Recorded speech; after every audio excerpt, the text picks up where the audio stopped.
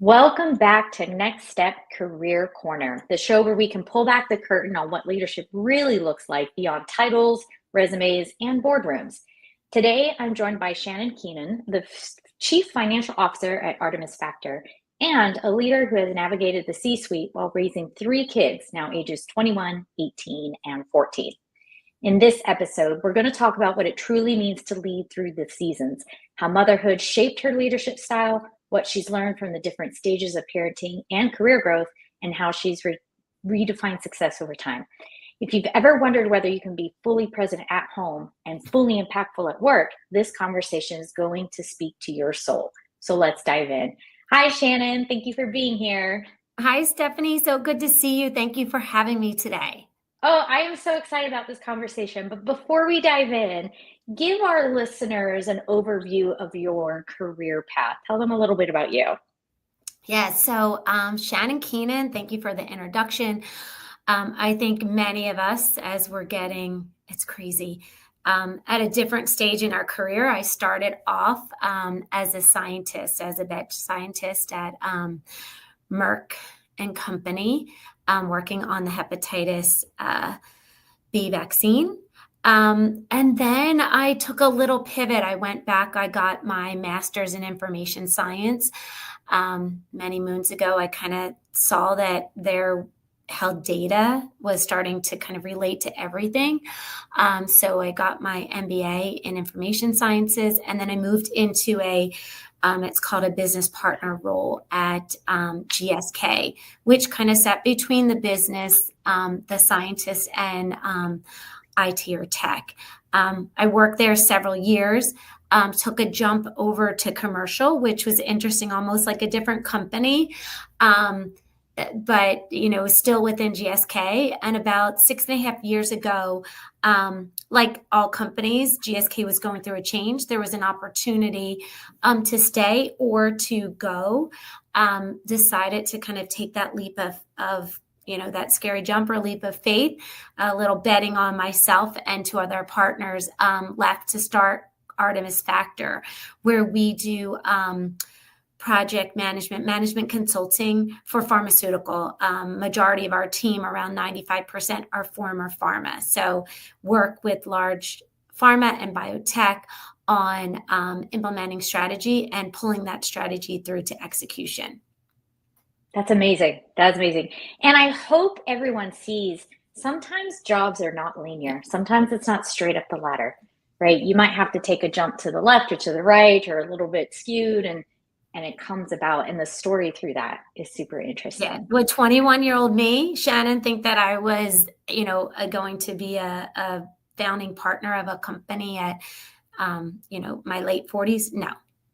So right. I think it is. I think that's important that you only see as you kind of can look behind that. And I have a daughter that's in college, a son that's going to go off to college, that at 17, 18, how are they supposed to know what they're going to be for the rest of their life? Right. I still don't know. Absolutely. I started my career as an admin, and I was working with veterans to help them figure out their school path. But I would never have guessed being a career coach would have been in my future. Yes. Not at all. Not at all. Okay, so you've raised three, right? We said 21, 18, the one almost going to college, and 14. Is that middle school or freshman in high school? Freshman in high school. Yes. Woo, so you're busy. One in college, two in high school. I know, raising, I guess, still learning, right? Still learning. So you're also building this career for yourself. So when you look back, what stands out most about navigating those overlapping seasons? Because we know as moms, when they're babies, there's a lot of work, and then they sort of get independence. Like they can shower themselves. And mine's in middle school, so I'm right there. I'm in the middle school independence, and then high school. So tell us a little bit about what those overlapping seasons look like. Yeah, I think we're all going to have our own personal story, and what works for you, works for all of us. And I think the one thing is I try to, even with work and personal, it's like you have to try and you have to be okay with experimenting and failing and adjusting. I was really fortunate when I went out with my first. To be honest, I did not want to come back to work. Right. I really enjoyed work. I loved work. I was fortunate. I worked with really smart people, very supportive managers, really great coworkers. When I went on maternity leave, to me was like, how can I leave? How can I go back to work? I had a conversation with my manager at the time, Paul Gibson, who I'll thank to this day. I was in GSK IT, now they're called tech, and it was mostly men. I think I was the youngest by many years. Most of the people either had their wives at home or they were or they didn't have kids. So I was on maternity leave and I thought, if I want to come back, let me just pitch again, just trying something. Nobody else job shared. Nobody else worked a flexible schedule. I said, let me just pitch to him. What if I worked Monday, Wednesday, Thursday? I worked globally, so coming in early. What if I work 6 to 3, Monday, Wednesday, Thursday? What if on Tuesdays I just work 6 to 8? So basically I was connected 4 days of the week. I actually got good feedback from my sister-in-law who said, because I was like, oh, maybe I'll do it as 5 days. She goes, no, give yourself one full day off, because if not, you're never going to, and she goes, throw that in if you can't, right? Like keep something on hold for negotiation. So I kind of pitched that to him and he accepted it. And I was able to work that schedule for about 10 years, which was awesome. Again, there was flexibility, right? I mean, my husband, who's a finance person, would also say that GSK got more because I was so flexible, right? Like even if it was big meetings on a Tuesday and it was 10 to, at 10 o'clock, I would do what needed to get done because I wanted this schedule to work. However, if they called me at 10 o'clock on a Tuesday in the morning, they had to be okay with the background noise, right? This is also pre-COVID when you really were very separate with your personal and work life. So I was like, hey, listen, I'll take that call. I'll jump in that meeting, but FYI, I'm going to have kids here. So, it was that ability to be flexible. See, what I love about that is it was pre-COVID.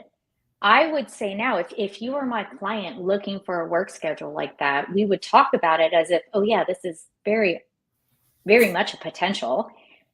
But I do see organizations starting to swing back to not being flexible because I think it's that everyone went remote and now everybody's back in the house. But I do think there's some negotiating there. And as more and more women are in the workforce and everybody has different, I mean, even adopting kids, for example, they need time off. Like it's more, those things are happening more apparently than they used to be, right? Exactly. And so if you are a working mom or want to be a working mom and you're listening, do think about, like, this is role sharing or part-time or flexible work. It can happen. It can happen. I will say your benefit though, you were in the office, they got to know you, so they knew your standard of work. So that does help. Yes. Yeah. I was in the office Monday, Wednesday, and Thursday, and I always was. Tuesday, I worked from home because it was 6 a.m. to 8. It was really more like, let me get in, let's check email, let's make sure there's nothing urgent for that day, and then I'll be back. And then Fridays, I typically was out of office, unless, there were definitely times when I was working Fridays. But I tried to kind of keep that as my, out of office day. Yeah, that makes sense. So how did your definition of success evolve when your kids were young to where you are now? Yeah, I think even as you were saying, right, I think it's I liked what you said, like the seasons, right? I think when they're little, it's interesting. There's a couple ways to look at it. Little kids, little problems, big kids, big problems. But also I felt when they were little, it was survival, right? You're not sleeping. As you said, you got to come home from work. You can't just say, start your homework. You are on, you're feeding, you're changing, you're starting the wash. So I definitely look back, love those baby years, but they were stressful. It would be, again, you were in the office. If everyone was, people like, oh, how's it working? And being a mom. And I'm like, well, if nobody's sick, if they were happy going to the babysitters. I was fortunate. Again, I had great babysitters that watched my kids, both I had a woman that watched them during the school year. And then I had some younger girls during the summer, which would do fun things with them during the summer. So when everybody was healthy, it was great. It was always, that they were sick on the day you had a major leadership presentation. Always. They were Always. sick when you were going to travel for work. And that's when you're like, how am I going to do it? And you're just praying for the Powerball to hit so you can like tap out the next day. I was lucky, and I think you do what you can. When they were little, both of my parents worked. My dad worked shift work. So sometimes my dad would leave shift work and he'd have my youngest and then I'd meet him. Or my husband, again, pre-COVID, he's in finance, was not flexible at all. We'd had times where his parents were older and I would call his dad up and say, I'm going to drop her off, put her in the pack and plan. You literally don't have to do anything, but just be there and then someone will grab her. So I think being flexible, having a big support system is really helpful. But I think when you think of the seasons, when they were younger, it was survival. As they got older, it was organization. You had the calendars, right? You want to be, middle school, when you go elementary, it's great stuff, but it's Thanksgiving party, Christmas party, Halloween party. It's that struggle of what are the events you need to show up for and what are the events you don't need to. And again, how you work with your partner or a grandparent or someone special in their life so that someone is showing up for them. So it'd be like, what's one thing that I can do at the school that maybe isn't during the day, but I can give an impact to give back to the school, and making sure that someone, as I said, it could be an aunt, it could be a babysitter, it could be a grandparent that shows up during those special events. And then even as they get older, it is that juggle of, you do have more free time. When I say free time, it's like, okay, I'm good from like 8 to 4. And then it's like, do they have an activity after school? Do they have to be driven somewhere? Or you want to go to their, band event, their sporting event? I think, again, it's the flexibility where they come home at 5, you try to get dinner done real quick, you try to meal prep on the weekends. You might have to just say, hey, I'll be back online, and you're going to work from 8 to 10 when everybody's settled. So for me, it was about flexibility and kind of also open style communication that, hey, listen, I'm going to be back. I got to jump off at 4 p.m. I'll be back on at 7. If you need anything, send an email my way. So I think it kind of what worked for me at different times of the seasons of my life, my career, and of my kids. Yes, and I agree. It was exactly the same for me. My case, I wanted to work after maternity leave just because I was so isolated, right? I was living in Boston. We were in a industrial area. Like, it wasn't really family friendly. Whereas if I had been home back in Idaho, I think it would have been different because the grandparents are here, my sister's here. I think it would have been a totally different experience. But back then I'm like, I'm all by myself. So let's get back into it. And then now we're back in Idaho, and I'm in the middle school timeframe. And you're right, it's logistics. I work from home, but it doesn't mean I'm available. And so my son has learned, if the door is closed right behind me, do not knock. I'm on the phone. Mm-hmm. And then as soon as I'm free, I come out. So he knows to get a snack and feed the dogs. But it is a little bit like tonight, my husband's picking him up for piano lessons, and then I got to go pick up the dogs, and then we have dinner, and it is wild. It is wild. It is crazy. So you have that family calendar. And I have found I generally don't miss events because it's on my calendar and I work around it. Most organizations would be flexible, like, oh, your kid has a Thanksgiving play, like you're going to go to it. If they're not, well, we should think about that. But I try not to miss anything. But if I do talk to my son about it. I did miss a concert, I think, last year. But now with digital, my husband recorded the whole thing. I just sat down and watched it with him, and it was fine. So communicating with your family too, with those expectations, can be huge. Yeah, video is amazing, as you said, like post-COVID is amazing. And I think that communication, as you said, with like your team, like, there's a couple of things where it's like, okay, they have a big teacher conferences, right? They're always usually around this time when it's like end of the year craziness. And, if you have a big team meeting, what can I do to make sure they're prepared and lay out, this is what the meeting's going to be. I'm not going to be here. These are the tasks. So I think that you do the best that you can. Right. Was there a moment when you realized you could be both? Like you could be a mom and a leader? I love this question because I was like, no, I'm still waiting. I'm still waiting for that moment. I'm still waiting for that. I feel like sometimes things, in the quiet moments, as like you're in your room now, I'm in my office, the dog's away, my husband's in the office, the kids are at school, my daughter's at school.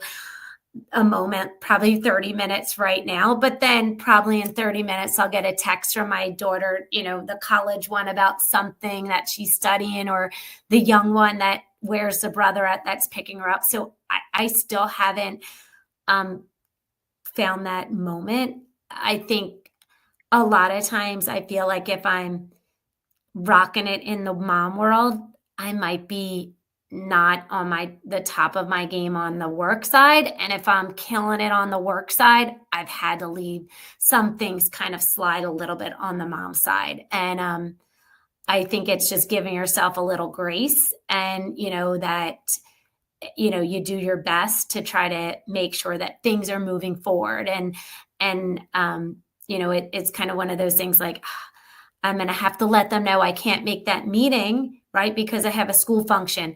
Just getting that out and preparing them instead of stewing on it and stressing myself out. Same as like you said with your son, if it's like, hey, bud, I can't make the concert, but I'm going to watch it. When you get home, let's watch it together. I'm super excited. Try to look for those ways that you can, show up for the people that are important, both in your personal life and in your work life, because the time goes by so fast. I mean, as you know, my son just had his last, his football game. Like he goes, it was funny on Friday. He said, Mom, he goes, it's not the game that I'm upset about. He goes, I'm upset that I'm not going to have practices with these guys. I'm never going to put football pads on again. And I was like, so that, that shopping cart moment that we all hear about in the store when you're about to lose your mind and an older woman walks by and says, the time goes fast. It's so true. So you want to try to soak up all the moments in your personal life, but still being fulfilled and, and having that energy to get stuff done in work. Yeah. And it sounds like you enjoy your work. Your work is something you enjoy doing. So you like the balance of it, right? Yes. Yes. The balance or imbalance, right? I The mean, how do imbalance, you the feel? juggle, right? Yeah. How do Have deal you with that? heard someone that say, like, I'm always like, you read, you listen to podcasts. I'm always listening to like who has it. I feel like I remember reading, Sheryl Sandberg's book, right? And I'm Oh, like, yes. she was able to do it because she had the money to hire people that like covered, or you have to have that really great, like extended, as you said, if you were in, as you're back at home, if you had that extended family, it's really hard to do both. It's really hard to do both. Yeah, it is. And so it's okay. It's okay to slide back and forth. Sometimes you're better at work and sometimes you're better at home, right? Yeah. Yeah. And I think we're good role models, especially for our daughters, that we can do it. We can do it. We just have to. Somebody said, I was watching some reel on Facebook, I think, where someone's like, how do you balance it all? And the person being interviewed just laughed and was very much like, I don't balance it all. Like, what do you think I'm balanced? It's a juggle. Like sometimes you're just more on one side than the other. So it's okay. It's okay. But I am sure you've learned through your leadership style. So tell me how your leadership style has changed as you've moved through these different stages, how you've had empathy with your team. Yeah, I do think that's a really good kind of like introspective question, right? From me, I think there's a couple things. I think there is prioritization, right? We can't do everything. So, and I think even if I wasn't a mom, I think it's something good to take forward. You can't do everything at work. You can't do everything in your personal life. So what are the top priorities? I mean, even with clients, I'm working with an amazing client right now, and they have a really aggressive decision-making. They're trying to get, and I go, listen, you got about 10 decisions here. what are the top 2 or 3, right? Like really, what are your big ones? Because the other ones, we're not going to get through all these. So I do think that kind of what you learn as the season through motherhood and what you can pull in through work is prioritization and focus on, that old 80-20. What's that priority 80%? That's really going, what's that top 20% that's really going to be impactful. And a lot of times the stuff that falls underneath there, it's okay if it doesn't get done, right? I think that's one prioritization. I think the other is patience in the fact that, and I think it's both, being able to listen, right? Listen, not just rush to the problem, really understanding. I think we do a bunch of training at Artemis around active listening. Don't just listen to respond. So I think with your kids, if they come home and they're in a mood, or either they're excited or they're miserable or they're sad, it's really trying to, okay, take a pause. I say, like, practice a pause. Understand where they're coming from. Usually what they're ranting about is not the issue. And having that patience to kind of listen, reset. And I think that's really important with work too. A lot of time is, as we say at Artemis, is the work. And I'm sure you, Stephanie, see it big time in coaching. The people usually know what the answer is or know what they want to do. It's a lot of time the internal or the relationship part. It's all about the people.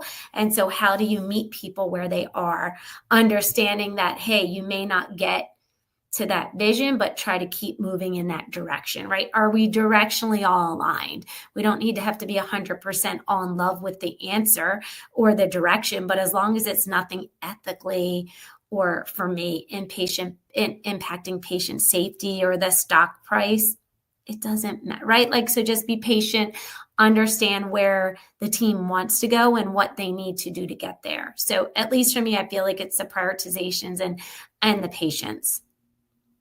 I love that. I love that. The priorities, absolutely. The patience, that is always a reminder for me to be patient. On my side, I have found that when my clients call me, and it might be, hey, I didn't want to cancel on you, but XYZ is happening at home. It's like, okay, let's just cancel. Like, I am not going to try and teach you anything new. I'm not going to try and make you think creatively. Like, nope, we'll just cancel. And it's made me more empathetic in that situation, where before it's like, come on, just push through. When I was in my 20s, let's push through. I was a part of a choir, like my church choir, and I remember there was several moms that were always late, and us couple of kids from college were always on time, and there was some conflict there. And I remember being really frustrated because the practice would go long, and and now I'm going, oh my gosh, I understand. They were feeding their kids and waiting for the husband to get home or whatever the situation was. And so now I understand. Back when I was 20, I did not. Yes, you're right. It's kind of what you get. Maybe, I guess, your edges get softened, right? We're not as hard and rigid. You come to understand what things really matter and what things are not a big of a deal. Yes, right. You realize very quickly what's not a big deal, right? So what leadership lessons have you learned from parenting, and how have they shown up in your role now as a CFO? Yeah, I think that I think kind of the parenting role, a lot of what you see is, I think, one of the bigger ones is like influencing without authority, right? We like to think that we have authority over our kids, but the reality is they're going to do what they want to do. So it's a little bit about influencing and modeling, right? Modeling the leadership style. So, I mean, all of us guilty, like, if I don't want my kids to do something, I should be showing a good example. If I don't want, our big thing is like no phones at the table. And still, if I have a big, deadline, I may have my phone at the table, right? And I may get distracted. And that is not, what I should be doing, because then, I'm not modeling the behavior that I want my kids to do. So I think it's a lot of, hey, how we model good behavior, how we influence without authority. Same as we do that in work, right? So how I show up, we all, again, you work from home, things are a little bit more flexible, but I should look professional. I should have my video on. I should be engaging. And that is how I expect, to get responses from clients. And that's how I expect our team to respond to. You're always going to have the one-offs, and that allows the flexibility. But if I'm showing up, say, at the podcast with my hair in a ponytail and a tank top, that's not really showing kind of the image of Artemis. And so I think it is a lot of modeling and influencing without authority, even though, being a founder partner at Artemis, it's still, we train people. We have a lot of, development programs,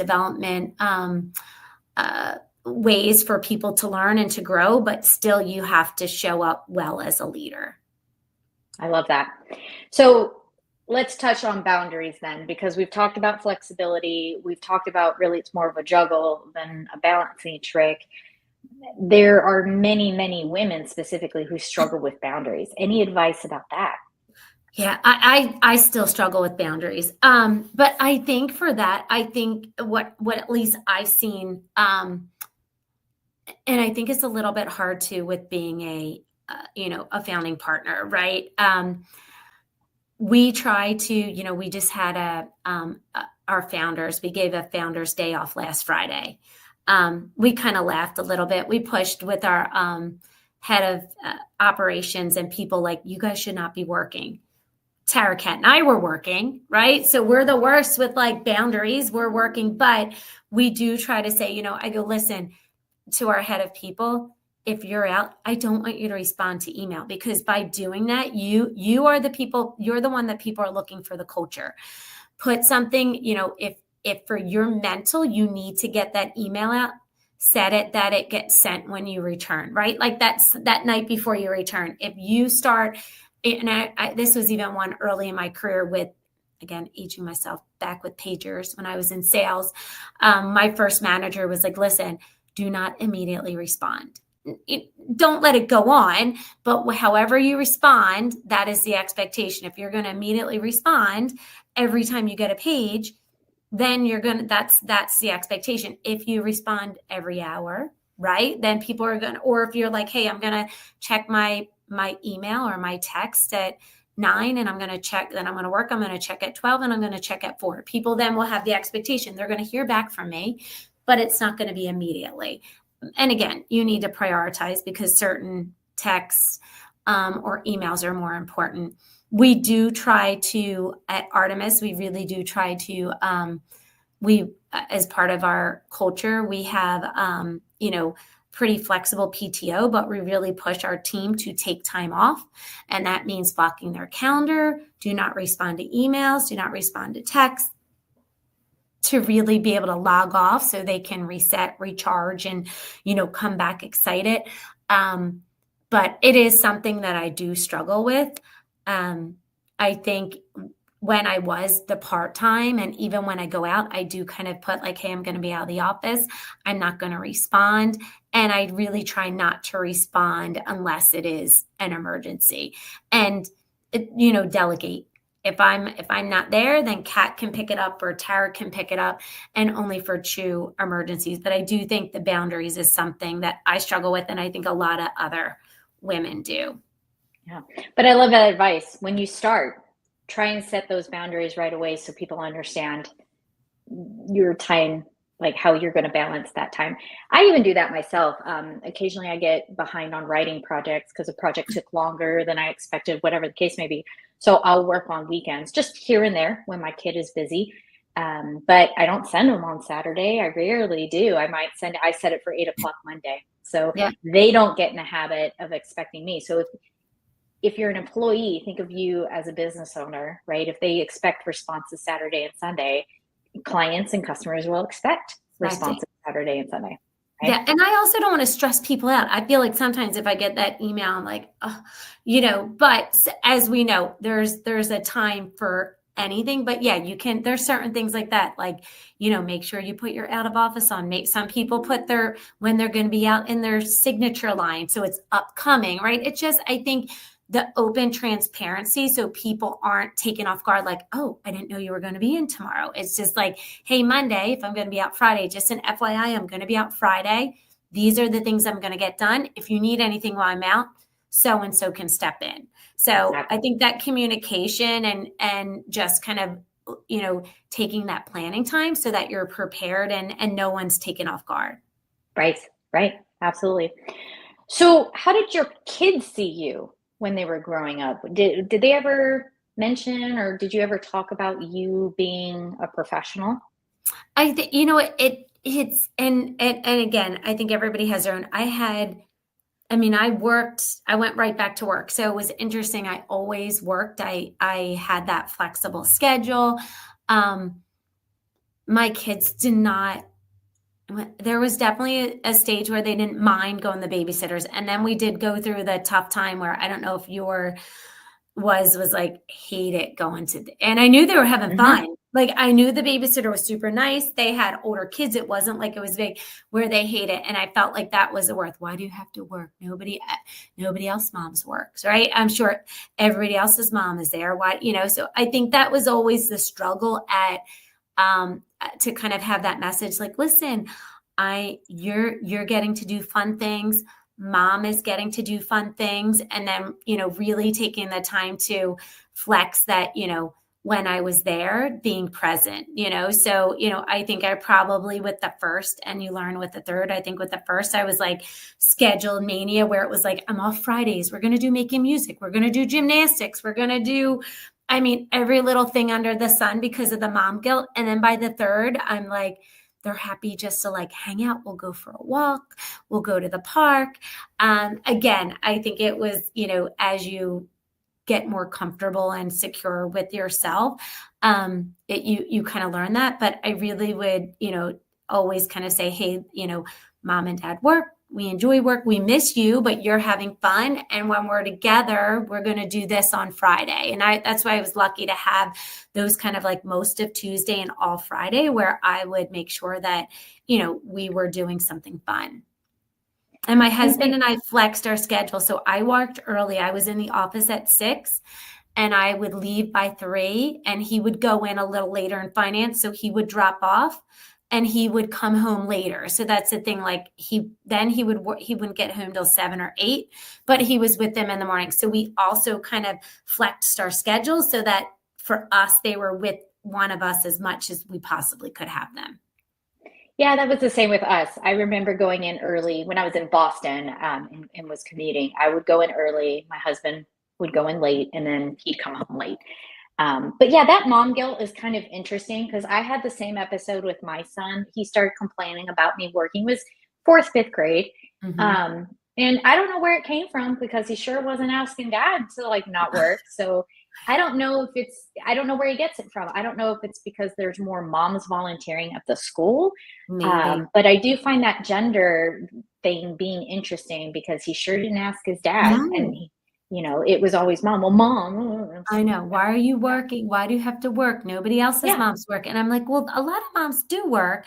And so, Yeah. as I said, I would find little things. I ran the Halloween trunk or treat. I ran the, I would ran the, I feel like they did a Colby Christmas. So I would look, I ran the pancake, the 8th grade breakfast, right? So I would find the one thing that I Yes. could do, and that, that would be kind of my special thing. So I think you Yeah. kind of look for ways to be involved at school and kind of show your presence. Exactly. I did the same thing when he was younger. I was in the classroom. Now that he's in middle school, we do the service hours together. So it's more Love it. time together. And this year it was the garden. We did the school garden. Oh, I love that. Yeah. Yeah. It was super great. But he was working just as hard as I was. So that was awesome. Okay. So, one last question. What would you tell younger women who are entering leadership roles while raising kids today? What would you tell them? I think I would tell them to I think one of the biggest thing would be to definitely have, go your own path. I think it's important to take input. I'm an analytical person and look around, right? And kind of see, have a mentor is huge, to see what other women are doing, but also know that you have to do what's right for you. When my kids, as I said, were younger, I was fortunate that I had a flexible schedule. However, and I had honest bosses, again, managers, that were like, hey, if you were full-time, you would have gotten promoted, right? So I had to know that I made a choice for those 10 years that I got to work on cool projects, but I wasn't maybe necessarily progressing my career. And I had to be okay with that. I had to look for what were the things that motivated me: working with great managers, working with great coworkers, maybe not working on some exciting projects, but maybe not getting the advancement that I was capable of. But that was a choice that I made, right? I knew by doing that flexible work schedule that was putting me in a bucket, regardless if companies say they do or don't. We know that at least, a lot of times that's the reality. So I think, you'll go your own path. I think that you need to, as I said earlier, you don't have to know all the answers. You just have to sometimes know who to ask, and really surround yourself with smart people. I always look at that like we have amazing people at Artemis that are a lot smarter than I will ever be. And so that I always like to continue to surround myself with strong male and women leaders that, are going to make me strive to be better. Yeah, the surrounding yourself with the right people makes a big difference. I did the same thing. A lot of my friends are working or they have their own businesses, whether they have kids or don't have kids, and just finding that community makes a diffence. That can Yeah. make a very big Having difference. those people you can vent to or be like, what did I sign up for? Whether it be, you're working moms when you're like struggling and you feel bad that you're not the homeroom mom, or you're not being able to make that one choir, the concert, and also surrounding yourself with the people at work that are smart, and that you could also be like, hey, what is this problem? How can you help? I think I think it's okay, as I said, not to know all the answers as a mother and as a leader, but surrounding yourself with those right type of people that you can know the questions to ask. Absolutely. Thank you so, so much, Shannon. This was just a wonderful conversation.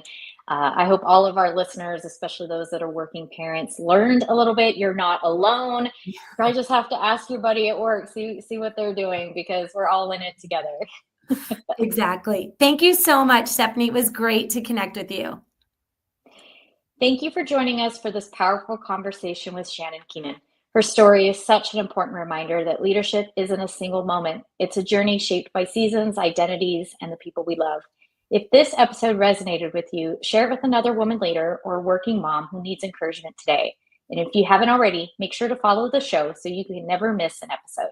Until next time, lead well, live fully, and remember, real leadership starts with being real.